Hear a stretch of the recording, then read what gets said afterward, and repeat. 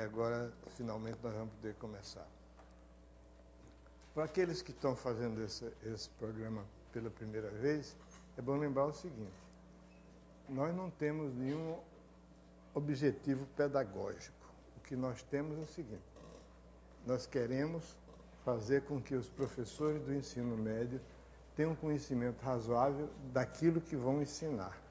Não exatamente aquilo que a gente estuda na faculdade. Eu estudei na faculdade, todos nós estudamos na faculdade do jeito que vocês estudaram também, ou alguns estão até estudando. É que na faculdade a gente aprende um monte de coisa que não se aplica diretamente no ensino. Então a gente sai da faculdade sabendo coisas sobre equações diferenciais, sobre topologia, variável complexa, etc. E que ele chega na aula, vai dar aula sobre progressões aritméticas, geométricas, sobre análise combinatória, trigonometria, e o pessoal não sabe. Então vai se basear em quê? Naquilo que nós nos baseamos quando começamos a dar aula, nos livros didáticos. Acontece que os livros didáticos foram escritos por pessoas que têm o mesmo problema que nós temos. Então os livros didáticos são uma calamidade. Curioso é que os livros didáticos do ensino fundamental, segundo eu pude verificar, são de boa qualidade, razoável qualidade, bem razoável. Agora, os livros didáticos do ensino médio estão abaixo de qualquer crítica.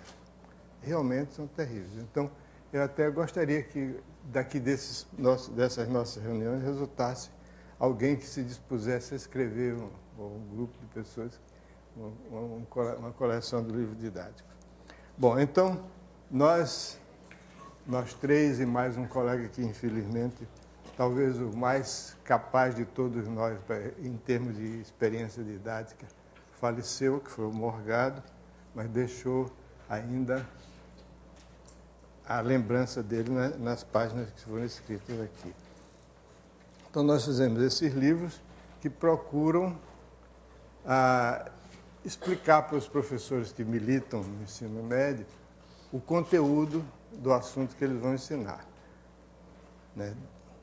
Não esperamos que esses livros sirvam de manual para ensino médio. Não foi essa a ideia. O livro não é escrito nem com a linguagem, nem o conteúdo sim, mas a linguagem e a atitude não. A linguagem e a atitude são voltadas para o professor, não para o aluno.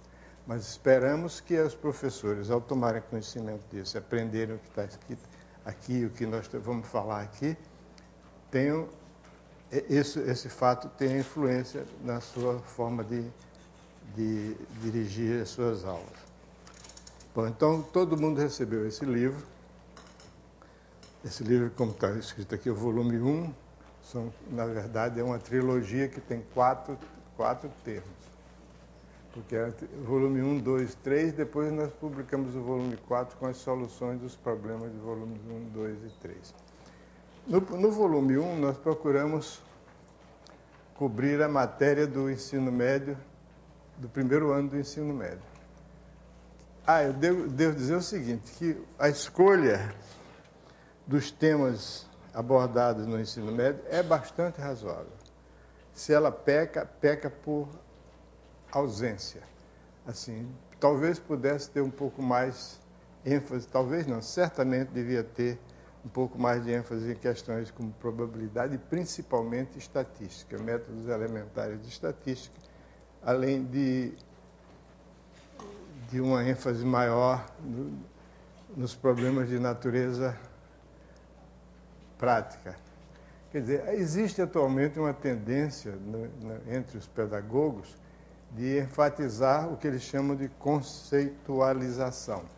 Em Portugal, eu fui dizer isso, o pessoal, está errado, é conceptualização, não é conceitualização, não. Aí, conceitualização significa aplicação da matemática.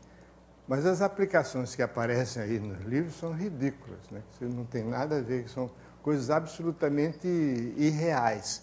O ideal seria considerar a matemática como sendo um conjunto de modelos abstratos para serem aplicados em situações concretas, né?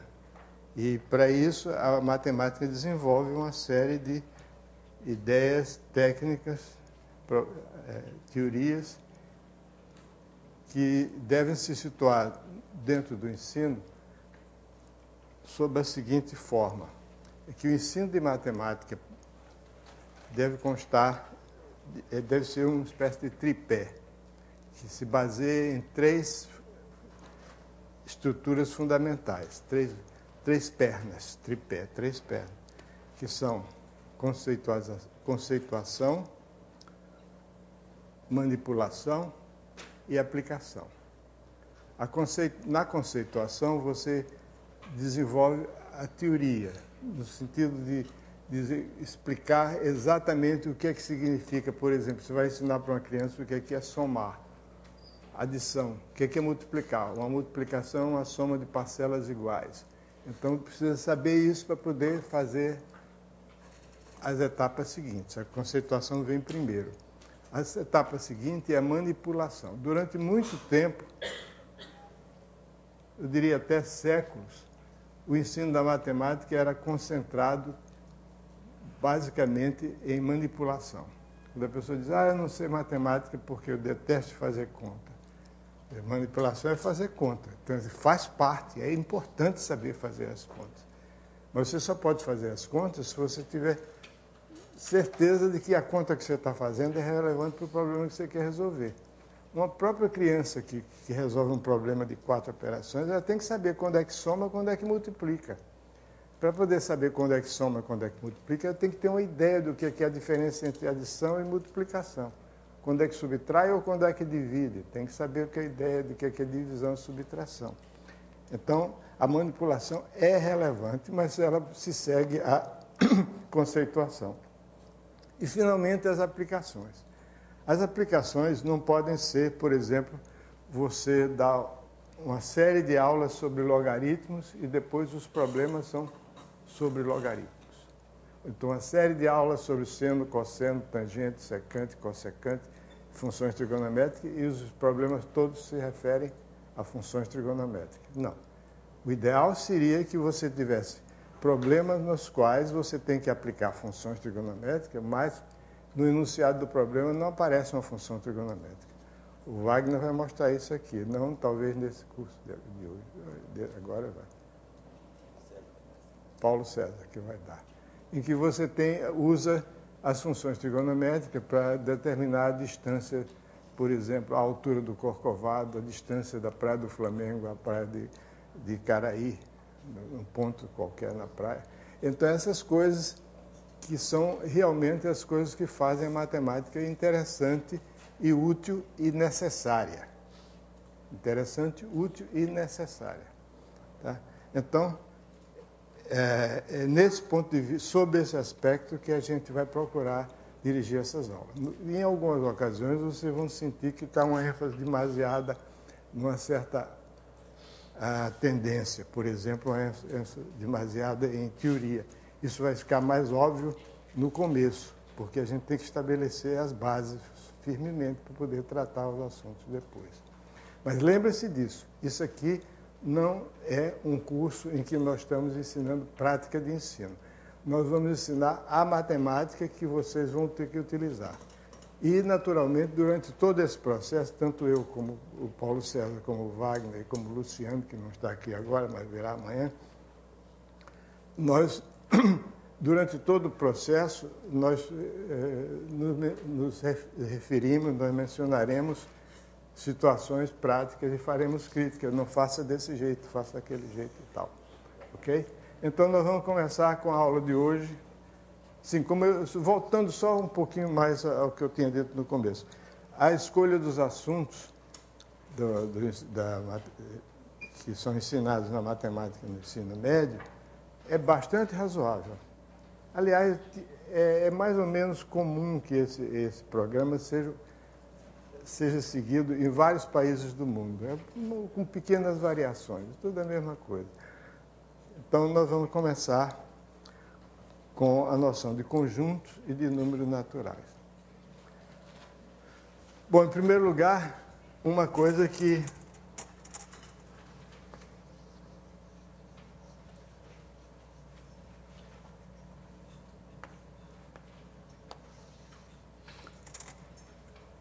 que chama a atenção e que durante algum tempo foi objeto de exageros terríveis na chamada matemática moderna, que é a noção de conjunto. A noção de conjunto, se nós abrirmos um livro do século XIX, dificilmente nós vamos encontrar uma menção em conjuntos. Não existia existia sim, mas não existia a prática de apelar para essa noção como uma noção sistematizadora. A noção de conjunto é a noção básica de toda a matemática. Tudo na matemática se refere a conjuntos. Em seguida vem a noção de função, que deriva dela, da noção de conjunto. Então, o que é um conjunto? Conjunto é uma forma matemática de nos referirmos a uma propriedade ou a uma condição. Se você tem alguns objetos ou seres que cumprem uma certa condição, possuem uma certa propriedade, essa característica comum desses elementos determina o conjunto dos elementos que têm aquela propriedade ou que satisfazem aquela condição. Por favor, não digam satisfazem uma propriedade, que ninguém satisfaz uma propriedade. A pessoa tem a propriedade ou não tem a propriedade. Satisfaz uma condição. Satisfazer uma propriedade é tão errado como ter uma condição. Ninguém tem uma condição. Satisfaz a condição ou não satisfaz. Então, propriedade é um atributo. Condição é um requisito. Então, normalmente, quando se tem um conjunto, o conjunto é formado por objetos, que são os elementos do conjunto. Para dizer que um objeto é elemento desse conjunto, se usa esse símbolo aqui. Significa que A é um elemento do conjunto A. Então, o conjunto, por exemplo, A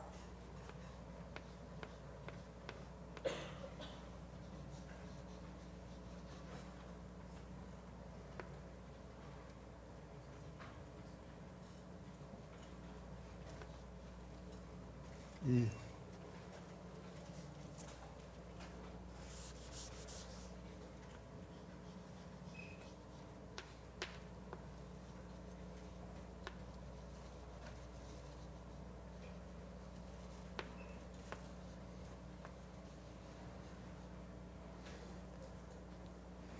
conjunto dos números pares. Então, quando eu digo que A é o conjunto dos números pares, eu disser que o elemento A pertence ao conjunto A maiúsculo, significa que A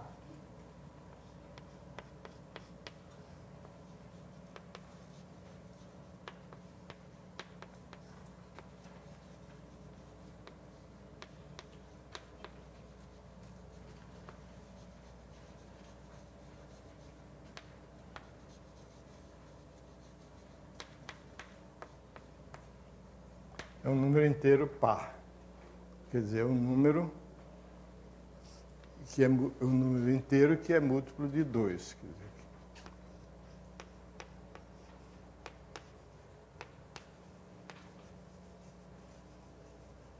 então, essa é uma condição, a condição de ser múltiplo de um inteiro, multiplicado de ser 2 vezes algum inteiro, é a condição que define o conjunto dos números pares. Então, às vezes essa condição, essa exigência de que tem uma condição a ser satisfeita, não aparece explícita. Por exemplo, a gente escreve assim, por exemplo, x2 menos 3x mais 2 igual a 0. Quando uma pessoa que estuda matemática se depara com a igualdade desse tipo, a pessoa sente que aquilo é um desafio, achar um número x tal que x2 menos 3x mais 2 seja igual a 0. Então, isso é uma condição. O conjunto dos elementos que satisfazem essa condição, que possuem essa propriedade, que cumprem essa condição, é o conjunto dos números 1 e 2. São os dois números, os únicos números que satisfazem a condição x2 menos 3x mais 2 igual a 0.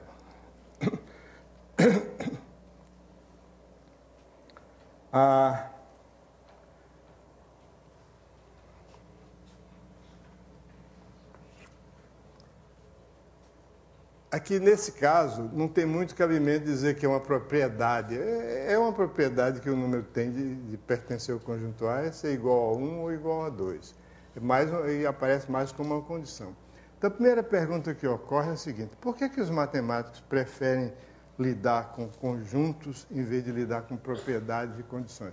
Propriedades e condições continuam sendo elementos fundamentais no desenvolvimento de uma teoria matemática. Agora, toda vez que você tem uma propriedade ou uma condição, isso define um conjunto.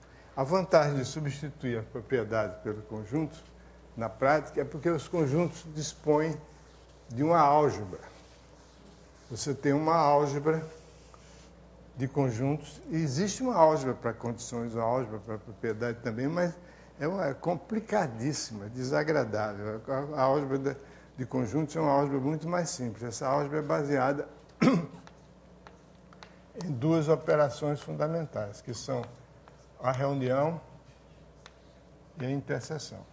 E outra é uma relação, não é propriamente uma operação, uma relação. E a relação de inclusão. Antes, deixe-me dizer o seguinte: existem dois conjuntos que causam uma certa perplexidade para uma criança, principalmente um jovem principiante, que são o conjunto vazio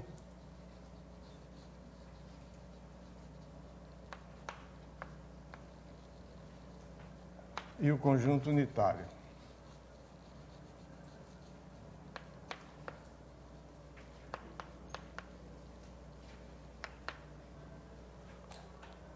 Todo conjunto é definido por uma condição ou uma propriedade. O conjunto vazio, por exemplo, é representado pelo conjunto, pelo símbolo, esse símbolo aqui, que é o conjunto de todos os objetos que são diferentes de si mesmo, ou qualquer outra propriedade contraditória. X diferente de X é impossível, então esse conjunto vazio é um conjunto que não possui elementos. Qual é a vantagem de se introduzir o conjunto vazio?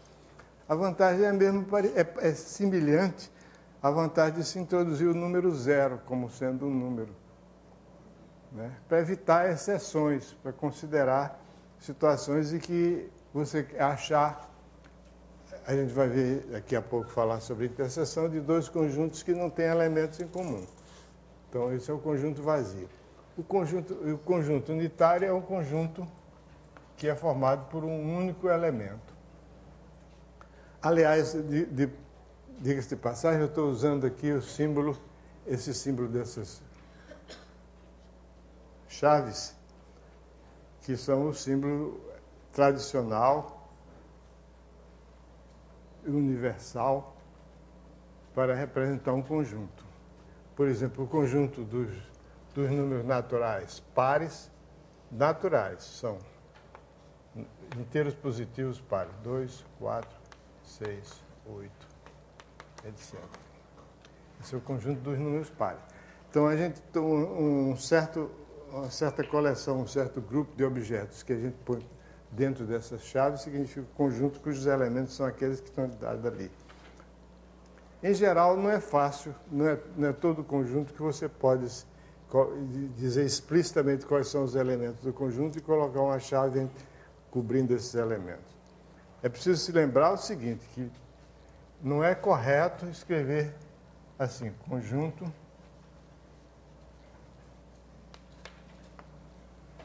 dos números primos.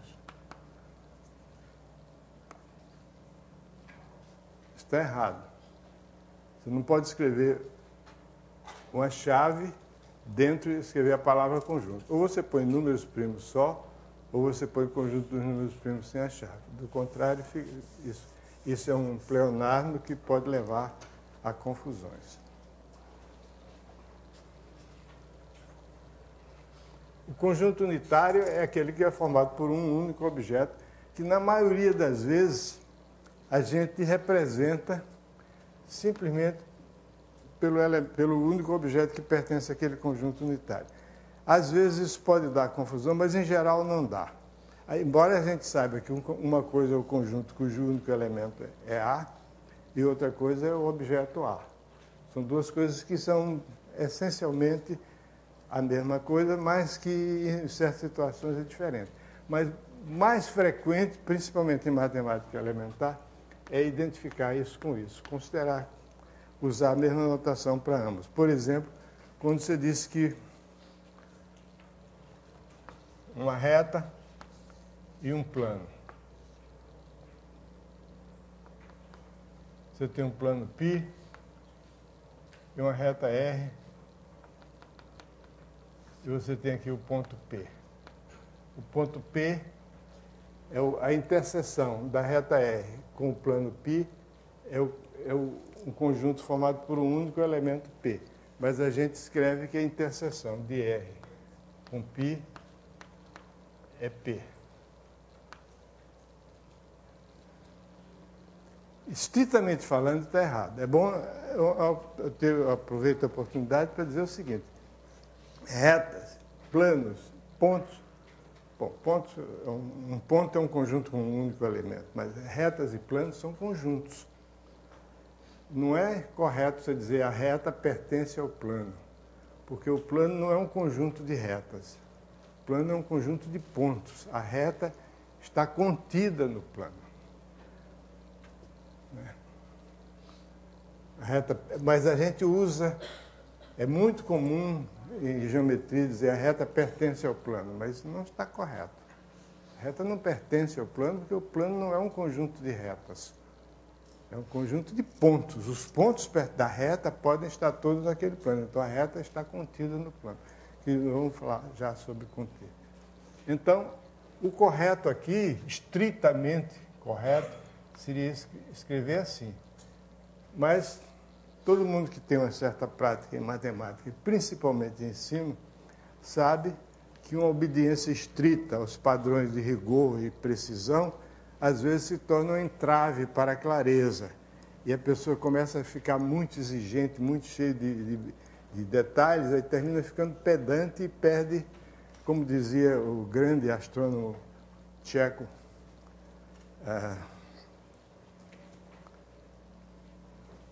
Kepler, você pode não entender uma coisa por dois motivos extremamente opostos. Extremamente opostos é forte, né? Por dois motivos extremamente diferentes. Ou porque você não tem suficientes elementos para entender a coisa, ou você tem demais. Você começa a dar explicação demais, você termina ficando confuso. Então, o Kepler dizia, você não enxerga um objeto por dois motivos. Ou porque está no escuro, você não enxerga por causa da escuridão, ou porque você está ofuscado pelo excesso de luz nos seus olhos. Então, você começa a dar explicação demais, termina ficando incompreensível. Tá? Bom, então, como eu dizia, o conjunto é uma coisa que tem elementos.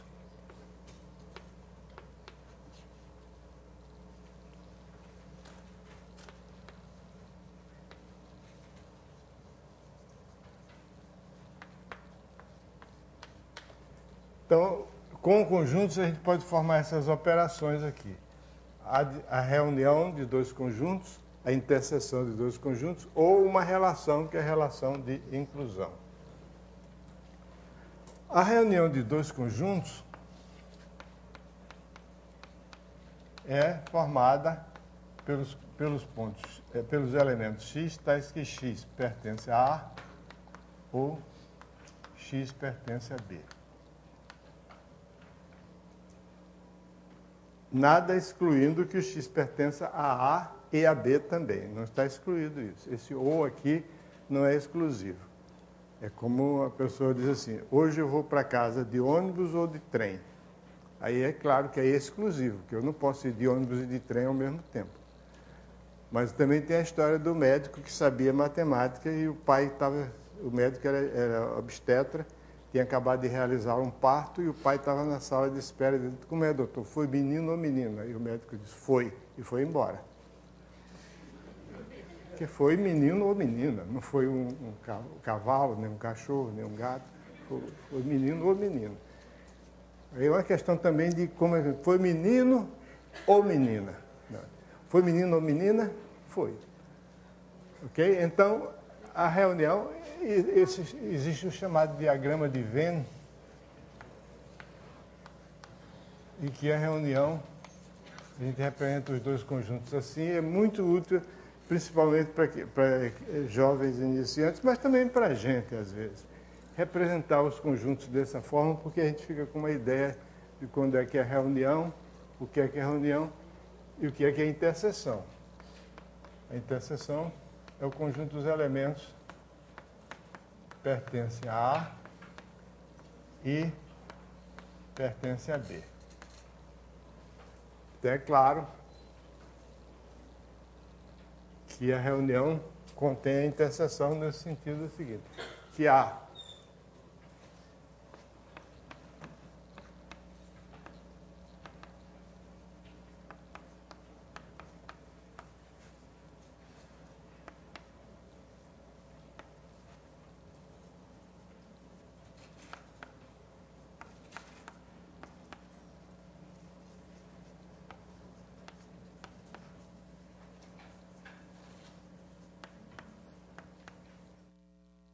A contido em B significa que todo elemento de A pertence também a B. Então é claro que A interseção B está contido em A, que A interseção B está contida em B, portanto, a interseção B está contida em a reunião de A e B. Porque um elemento para pertence aqui, para que X, para que essa expressão aqui, essa afirmação seja verdadeira, basta que X pertença a A ou então que X pertença a B. Se X pertence a A e a B, automaticamente, então ele cumpre fortemente essa condição. Então, todo elemento da interseção está contido na reunião. Uma coisa curiosa, que às vezes causa perplexidade, é o fato de que o conjunto vazio, de acordo com a letra estrita da definição, o conjunto vazio é um subconjunto de qualquer outro conjunto. Por quê? Isso é uma questão de coerência. Não é o fim do mundo, não é a coisa mais importante do mundo, mas é bom se lembrar disso, que o conjunto vazio é um subconjunto de todo qualquer outro. Por quê? Porque quando você tem a relação A está contida em B, significa que todo elemento de A é também, ipso facto, elemento de B. Então, se você quer dizer que A não está contido em B, você tem que exibir algum elemento de A que não pertence a B. Então, se uma pessoa chega e diz, olha, o conjunto vazio está contido em qualquer outro, eu digo, não. Ele diz, então, espera aí, se não está contido, então você dá o elemento, o conjunto A, eu dou o conjunto vazio. Se isso aqui não fosse, se isso aqui fosse verdade, se o vazio não tivesse contido em A, é porque eu podia achar um elemento do conjunto vazio que não pertence a A. Mas não existe elemento do conjunto vazio, então eu sou obrigado a admitir que o conjunto vazio é um subconjunto de qualquer outro. Porque para mostrar que um conjunto não é subconjunto de outro, eu tenho que exibir um elemento de A que não está em B. É a única maneira, porque a definição de estar contido significa que todo elemento de A é um elemento de B. A negação de que todo elemento de A é um elemento de B, negar isso não significa que nenhum elemento de B é elemento de A, não. Nenhum elemento de A é elemento de B. Significa que existe pelo menos um elemento de A que não está contido em B. Negar é isso aí. É preciso aprender uma coisa fundamental quando a gente vai resolver problema de matemática, é saber negar certas afirmações.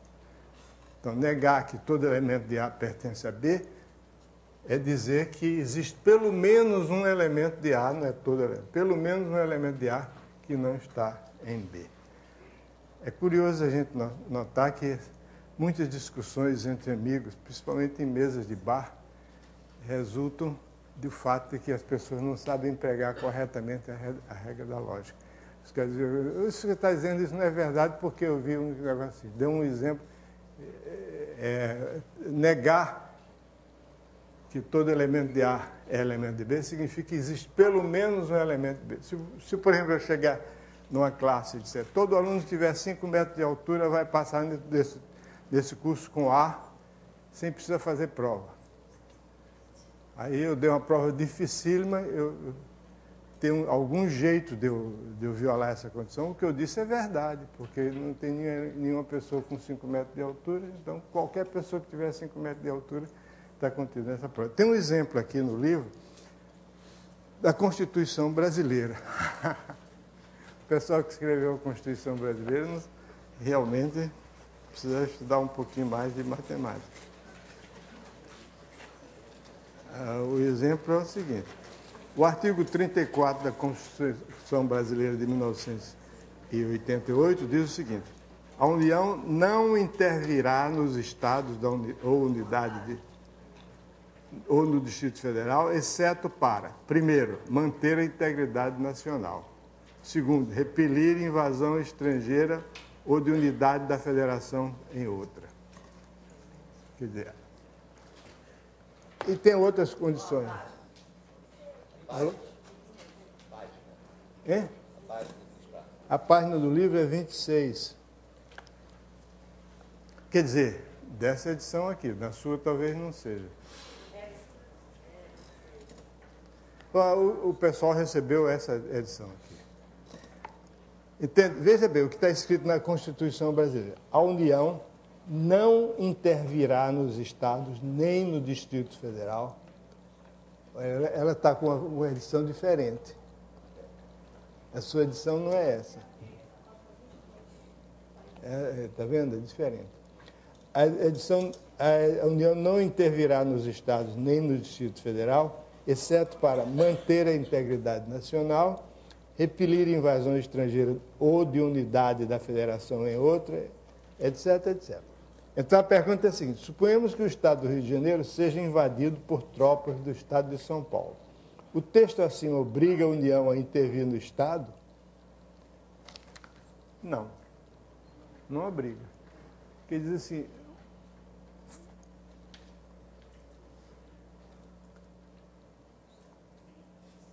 a Constituição diz que a União não intervirá nos estados, exceto nesses casos, mas não diz que, nesses casos, ela deve intervir no estado.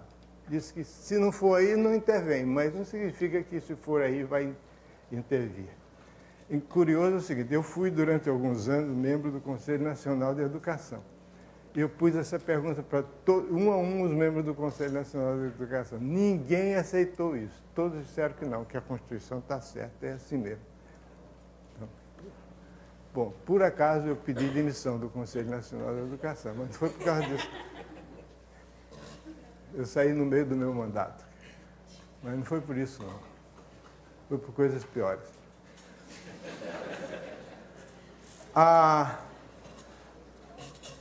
Bom, essas operações de reunião, de interseção e essa relação de inclusão são a base do raciocínio matemático, principalmente a relação de inclusão. A relação de inclusão, ela fundamenta certos princípios de lógica.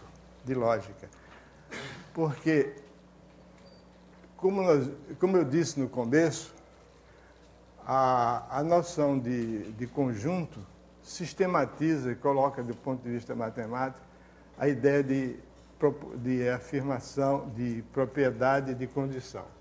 Então, nós temos certa propriedade P, por exemplo, e uma propriedade Q. A propriedade P, por exemplo, a propriedade de todos os números serem pares, define o conjunto dos números pares. A propriedade P podia ser, Q podia ser essa, de um número ser par. E P ser a propriedade do número ser múltiplo de 4. É claro que todo múltiplo de 4 é par. Então, a propriedade P, o conjunto dos elementos que cumprem a condição P, ou satisfazem a propriedade P, está contido no conjunto dos elementos que satisfazem a condição Q. Vou repetir. P é a propriedade que o número tem de ser múltiplo de 4. Q é a propriedade que o número tem de ser par. Então, todo número que é múltiplo de 4 é par. Então, o conjunto dos múltiplos de 4 está contido no conjunto, é um subconjunto do conjunto dos números pares.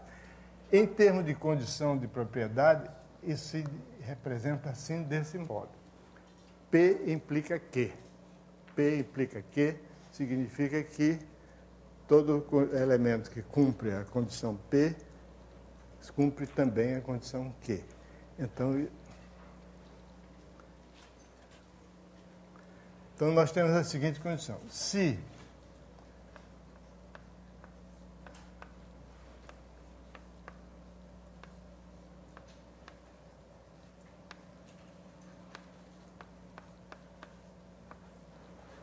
A está contido em B e B está contido em C, então A está contido em C. Isso é óbvio, né? Se todo elemento de A pertence a B e todo elemento de B pertence a C, então todo elemento de A pertence a C. Isso significa que se P implica Q e Q implica R, então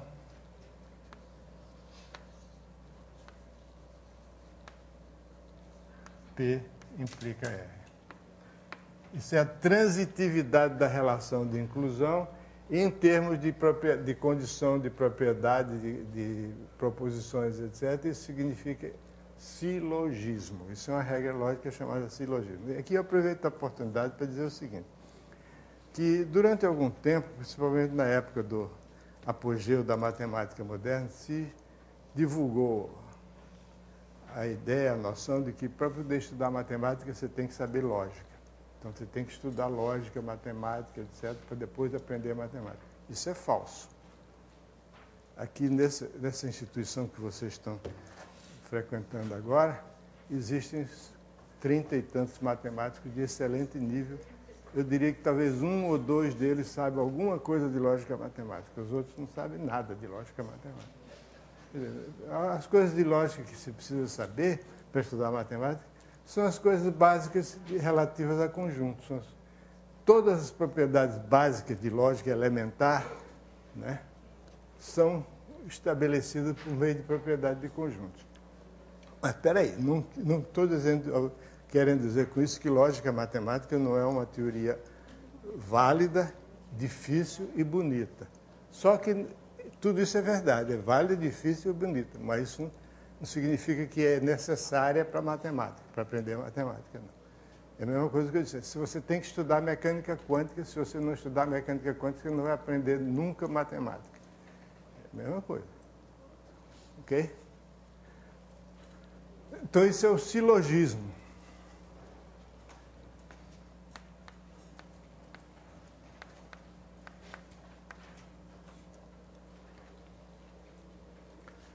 Existe uma outra relação muito importante entre proposições, propriedades.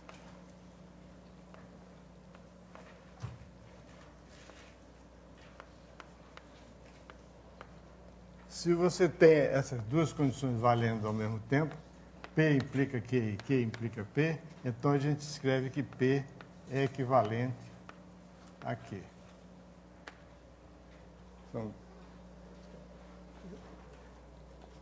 A afirmação P implica Q se lê de várias maneiras diferentes. Por exemplo, P é condição suficiente para Q, Q é condição necessária para P. E aqui, P e Q, P é condição necessária e suficiente para Q.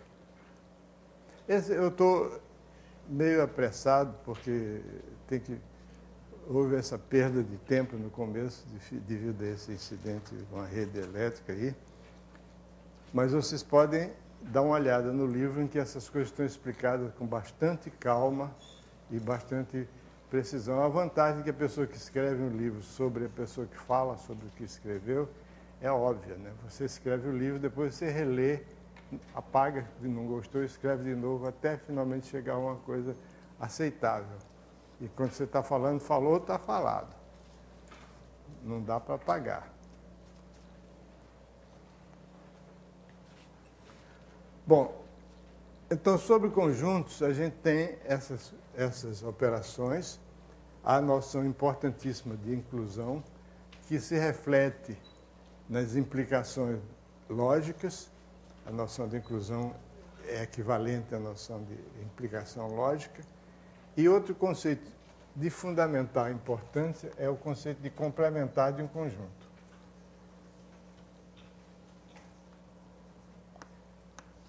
Para falar em complementar de um conjunto, a gente precisa ter uma referência que, aliás, essa referência é fundamental para se falar na própria noção de conjunto. Você tem que ter, quando você começa a discutir uma teoria matemática, ou até mesmo quando você começa a falar de um assunto, você tem que ter um universo do seu discurso. O universo do seu discurso é o assunto em pauta. Toda reunião de uma comissão tem que ter uma pauta.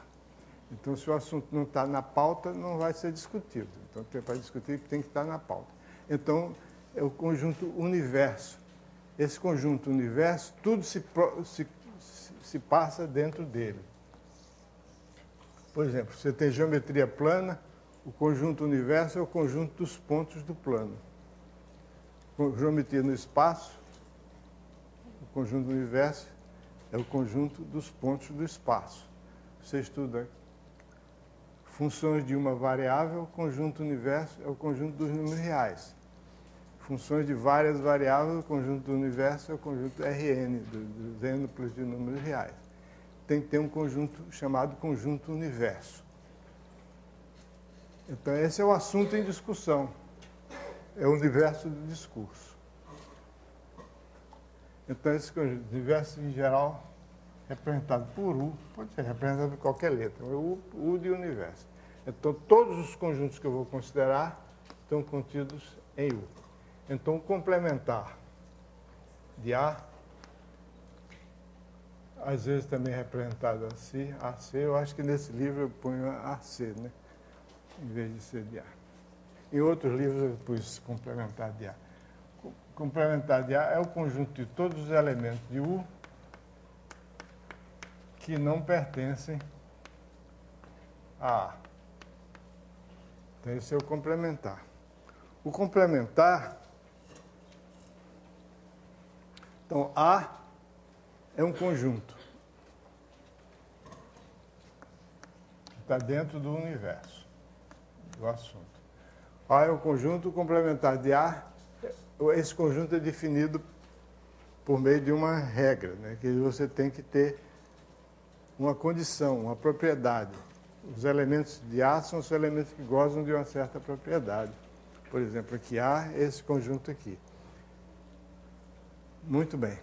O complementar de A é o conjunto dos elementos que não satisfazem aquela condição, não tem aquela propriedade, então esse é o complementar de A. Então tem umas regrinhas simples que relacionam o complementar com as operações do conjunto.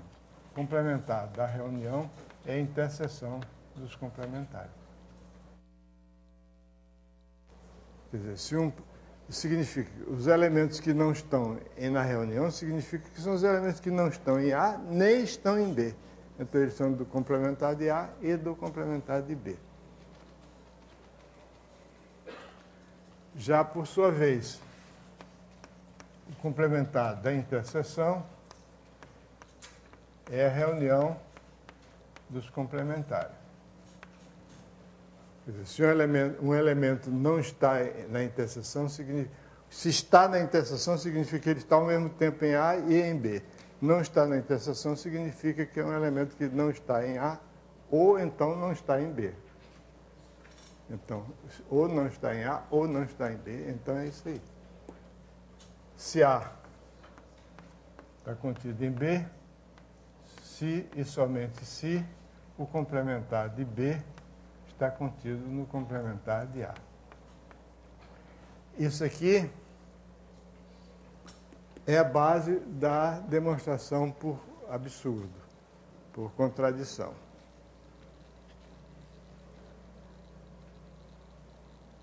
Essas propriedades se traduzem por meio como propriedade de inclusão, de implicação lógica, por exemplo. Por exemplo, isso aqui significa que se P implica Q, se somente se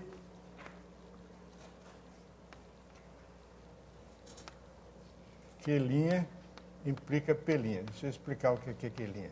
Se você tem uma propriedade P, uma condição P, uma proposição P, P' é a negação daquela propriedade. Quer dizer, se P implica Q, então a negação de Q implica na negação de P. Quer dizer, é o seguinte, se todo número múltiplo de 4 é par, então, se o número não é par, ele não pode ser múltiplo de 4. Essa coisa que se chama Q' implica em P', chama-se a contrapositiva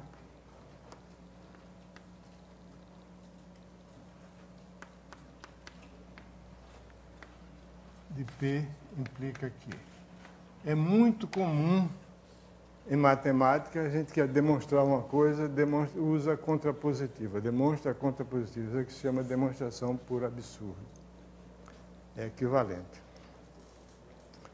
Bom, mais uma vez, eu peço a vocês que leiam as primeiras páginas desse livro, capítulo 1, com bastante atenção, porque tudo isso que eu estou dizendo aqui está explicado com muito mais carinho, muito mais paciência e muito mais clareza do que eu fui capaz de dizer. Tem uns comentários aqui, muitos comentários a respeito de bom senso que nem sempre a gente tem, né? Como dizia Descartes, o bom senso é a coisa mais difundida no mundo. Porque ninguém admite que não tem bom senso. Tem uma coisa aqui, comentários sobre a noção de igualdade. Uma coisa só é igual a si própria. Acabou. Igual significa que A igual a B significa que A e B são dois símbolos utilizados para representar a mesma coisa. A e B são a mesma coisa. Porque você, por exemplo, é o professor que está dando aula agora e tem o Elon Lages Lima também. São exatamente a mesma coisa, só que com dois grupos de palavras diferentes. Bom, por favor, atendam esse meu pedido. Não adianta nada participar dessa reunião se vocês não lerem o que está escrito aqui. Em seguida, o capítulo seguinte do programa do primeiro ano do ensino médio trata de números. E aqui nós temos a oportunidade de esclarecer um ponto realmente fundamental. Alguns pontos fundamentais, mas o mais importante deles é a diferença que existe entre número substantivo e número adjetivo. Eu vou falar sobre número substantivo, o Wagner vai falar sobre número adjetivo. Que quando eu estudei na escola, os adjetivos eram divididos em 3 categorias: adjetivo demonstrativo, adjetivo qualificativo e adjetivo numeral. Hoje em dia só existe um tipo, que é o adjetivo, que no meu tempo se chamava adjetivo qualificativo. Bom, bonito, feio, alto, baixo, gordo, magro. Isso era adjetivo qualificativo.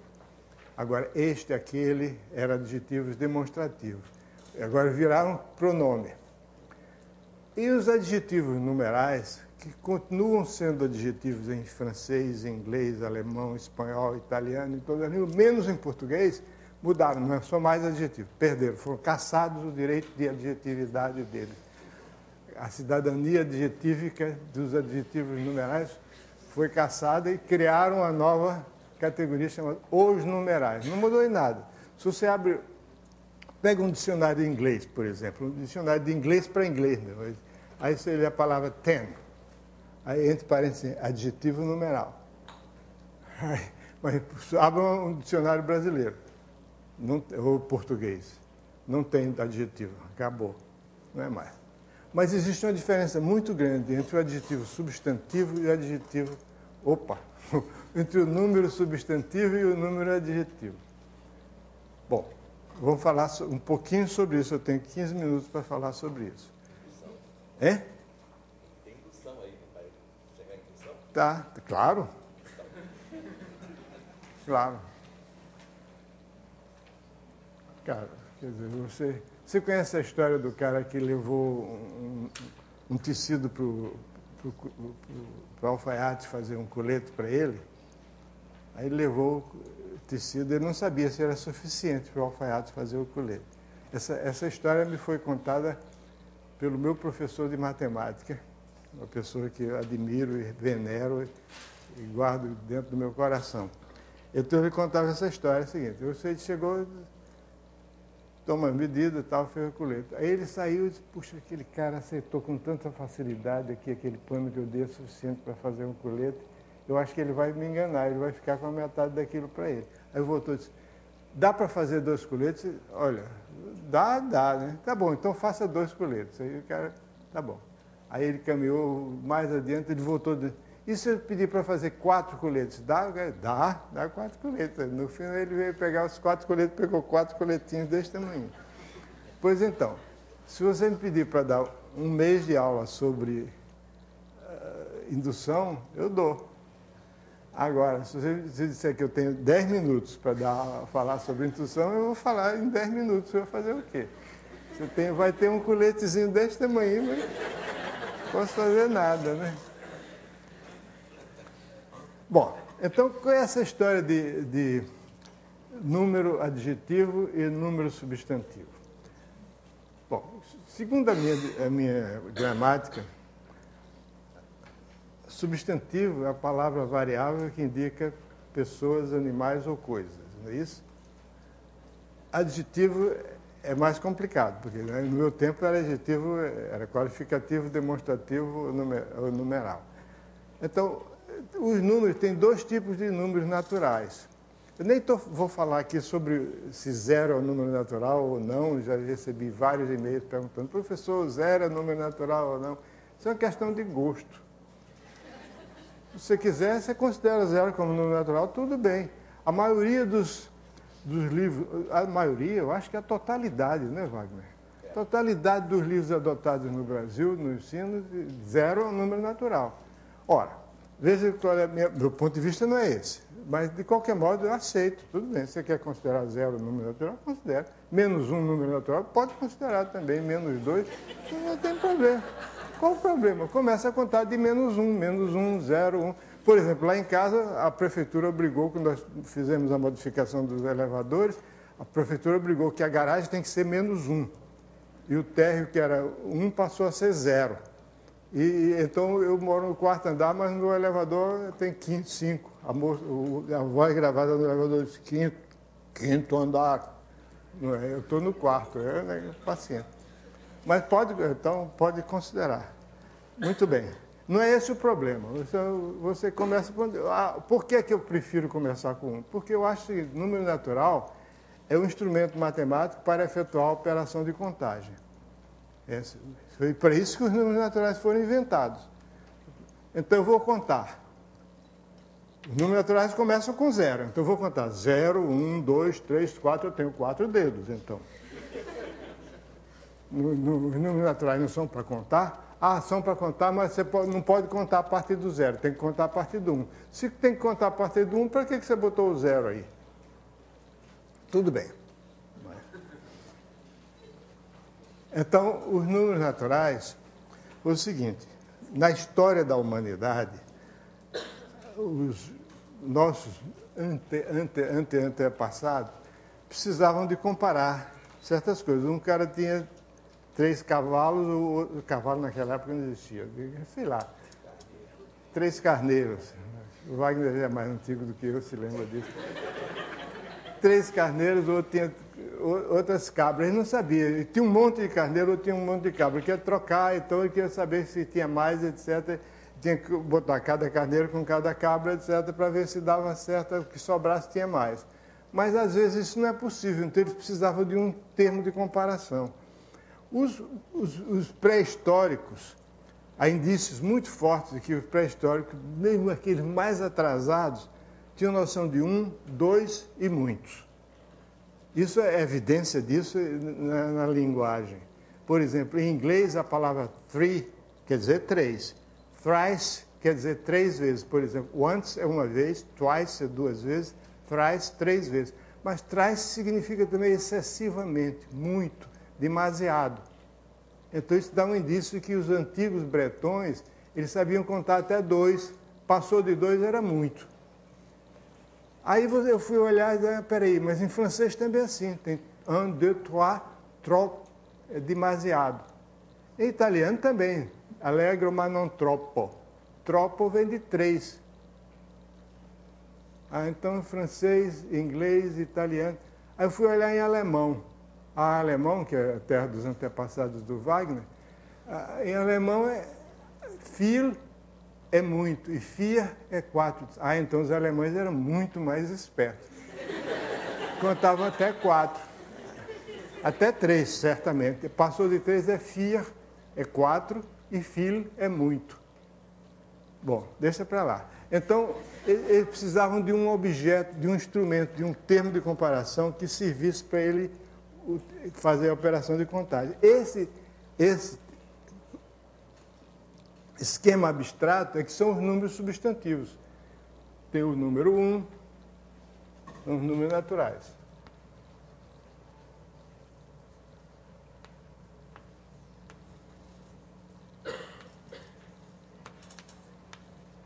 Depois do 1 vem o 2, depois do 2 vem o 3, etc, etc. Então, esses são substantivos, não são um de nada, são termos, são objetos. Que propriedade tem? O que é um? Segundo o livro mais tradicional e mais respeitado de todos os tempos, que é Os Elementos de Euclides, é um livro que teve mais de 1000 edições, só perde para a Bíblia, né, em termos de número de edições. Um é a unidade a partir da qual se começa a contar. Não diz o que é um. Então, um não é número, um é uma coisa acima de tudo, né, uma divindade. Então, não tem. O que é 2? 2 é o que vem depois do 1. 3, o que é 3? 3 é o que vem depois do 2. Não adianta querer dizer o que é 2, o 2 é o conjunto de... Não tem nada disso. Então, a única coisa que esses números têm é o seguinte, tem o 1 e não tem nada antes dele, tem o 2 é o que vem depois do 1, 3 é o que vem depois do 2 e assim por diante.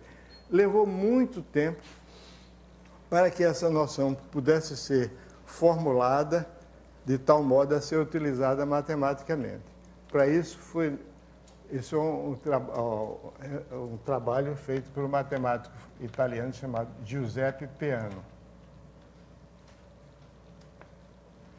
No limiar do século XX, assim, final do século XIX, começo do século XX, foi que o Peano estabeleceu quais são as propriedades. Veja o seguinte, que em matemática você não pode definir tudo. Aliás, em matemática, em qualquer coisa, você não pode definir tudo. Se você pensar bem, você vai definir uma coisa, você tem que usar palavras.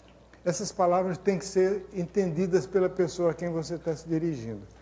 Então, essas palavras têm que ter significado. Aí você, por sua vez, essas palavras precisam ser definidas. Aí você definir, você vai recuando. Você pode fazer como no dicionário. Você chega no dicionário, você procura a palavra compreender.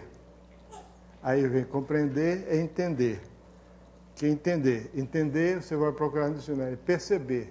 O que é perceber? Perceber é compreender. Aí você voltou para o que era. Mas se você pensar bem, quer ver? Se você, não, deixa para lá. Se você pensar bem, foi assim que nós aprendemos a falar. Quando a gente aprendeu a falar, a gente não teve as palavras explicadas, o significado de cada uma. A gente foi aprendendo na prática o significado daquilo pelo uso. Então você tem o seguinte, a matemática não faz essa, não dá essa do dicionário, de compreender, entender, perceber, compreender e volta, porque tudo ficou na mesma.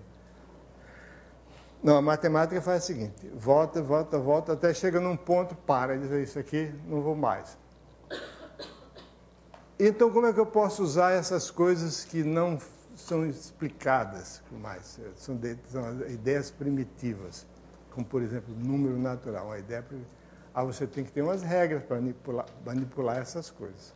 Então, essas regras para manipular esses objetos que não foram definidos é que são chamados os axiomas ou postulados. Então, número você não diz o que é. Número é número, acabou. Então, você tem que ter os postulados, que são as regras para você manipular essas coisas. Então, os postulados de Peano são o seguinte. Todo número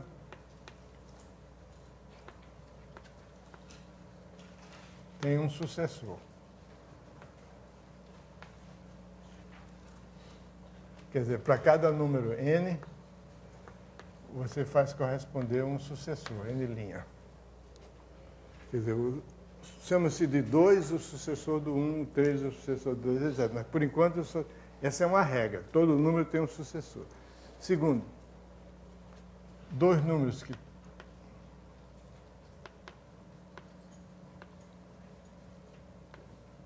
com o mesmo sucessor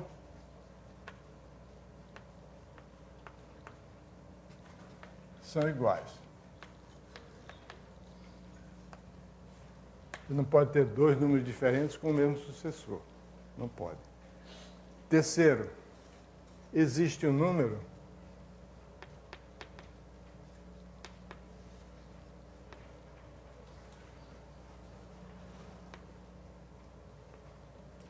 que não é sucessor de outro. De nenhum outro, mas em português a gente diz isso, mas em outras línguas não é de nenhum, significa, é uma negação dupla, né? Que ele tem um número, esse número chamado 1. Esse número chama-se 1. Então, existe um único número que não é... Aqui eu estou dizendo que existe um número, mas eu podia, tanto faz eu botar existe um único número como não botar, porque depois a gente pode provar que esse número necessariamente é único. E, finalmente, aquilo que o Wagner queria, que é o postulado da indução.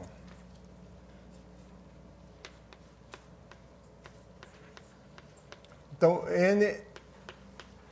esses postulados se referem aos elementos do conjunto N. N é o conjunto dos números naturais. O que são os números naturais? Não sei o que são. São porque tem um conjunto. Quais são as propriedades desse conjunto? Primeiro, que os elementos desse conjunto são chamados de números. Primeira propriedade, todo número tem um sucessor. Dois números que têm o mesmo sucessor são iguais. Existe um número que não é sucessor de nenhum outro. E, finalmente, a quarta propriedade é a seguinte, quarta regra para manipular com esse número. Seja x um subconjunto de M, tal, que, com a seguinte propriedade, 1 pertence a x. Aquele número que não é sucessor de ninguém, tá, né? Suponha que você tem um conjunto que contém esse número. E, se n pertencer a x, então o sucessor de m também pertence a x. Quer dizer, um conjunto, seja x um conjunto com a seguinte propriedade. Ele é um conjunto de números naturais. Ele contém o número 1. E se ele contiver um número n qualquer, ele contém também o sucessor de n. Então, essas são as propriedades do x. Então,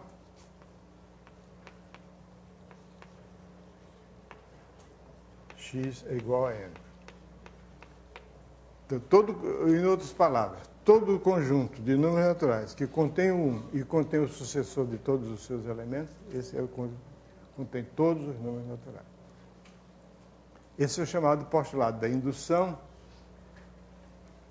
que é uma maneira extremamente sagaz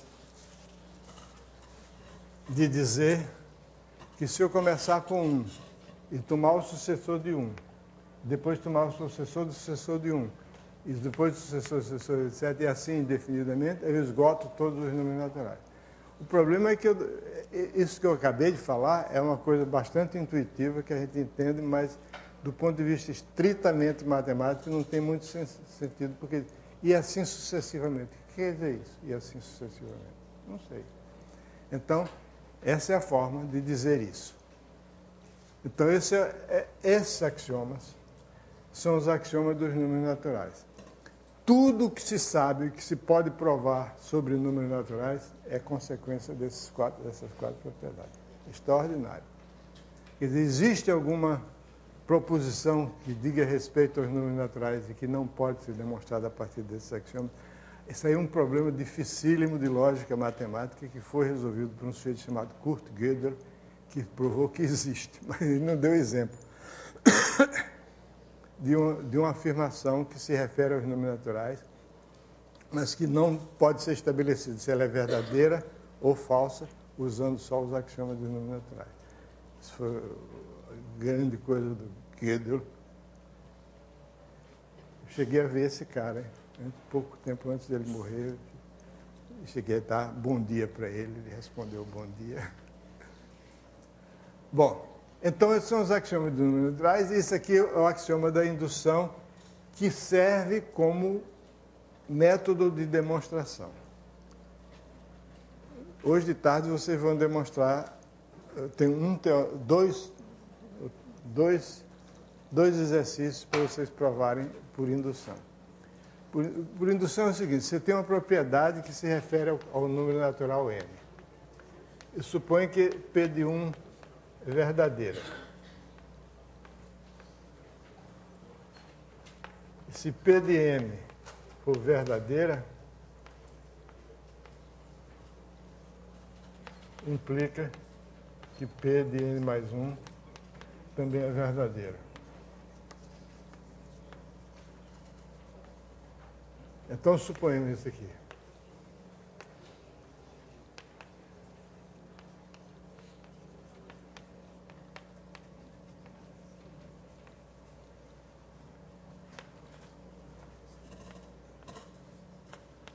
Então, P de n é verdade para todo n.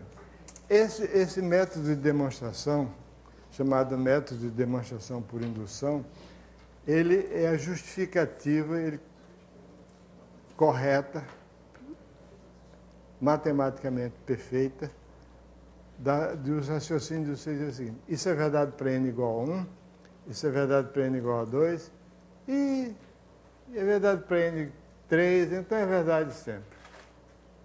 Isso não é assim, não. Você tem que provar que, se for verdade para n, então é verdade para n mais 1, seja qual for o n. Né? Tem aquela história, por exemplo, tem vários exemplos aqui no livro. Um deles é esse: provar que todos os números são iguais. Todos os números são iguais. Quer provar? Vamos provar por indução. Então, seja x um conjunto de números reais, de números naturais. Seja x um conjunto de números naturais. Conjunto com n, eu vou pegar um conjunto com n elementos.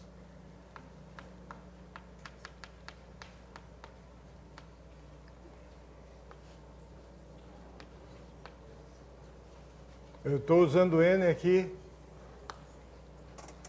como adjetivo. Conjunto com n elementos. Quantos elementos? Como n elementos. Seria o número cardinal de n. Então, vou mostrar que, qualquer que seja n, todos os elementos de x são iguais. Isso é verdade para para n igual a 1, porque todo elemento, o x tem um elemento só, esse elemento tem que ser igual a ele mesmo. Então, vamos admitir que é verdade para x e para n. Então, você tem isso aqui, um conjunto com n elementos. Então, eu pego agora, vamos supor que ele é verdade para n elementos, vou provar que ele é verdade para n mais um elemento. Então, eu pego um conjunto com n mais um elemento, eu separo aqui.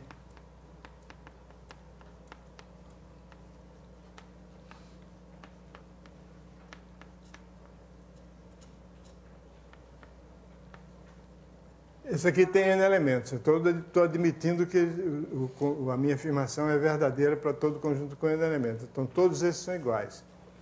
Isso aqui tem 2 elementos. Então, eu admiti que são verdadeiros para 2 elementos. Então, para n... Então, eu posso fazer, para botar para n mesmo, eu substituo aqui. x1, xn menos 1, xn mais 1. Ok. Então, aqui 2 conjuntos com n elementos. Então, já estou admitindo por hipótese, chamada hipótese de indução, que todos os elementos aqui são iguais e todos os elementos aqui são iguais. Então, todos os elementos daí são iguais. Então, essa é a demonstração de que todo conjunto com n elementos tem todos os n elementos são iguais. Demonstração é verdade para n igual a 1, mas não é verdade para n igual a 2. Não dá para provar para n igual a 2. Então, já furou já aí, não dá. Então, Bom, então esse é o chamado axioma da indução, e o ponto fundamental é que todos os números, todas as propriedades dos números naturais podem ser demonstradas a partir desses axiomas. Eu admito que os coletes saíram bem pequenininhos hoje. Mas, olha, não tem jeito, vocês vão ter que dar uma lida. Eu lhe garanto uma coisa, a leitura é agradável. Não é nenhum Machado de Assis, nem Guimarães Rosa, mas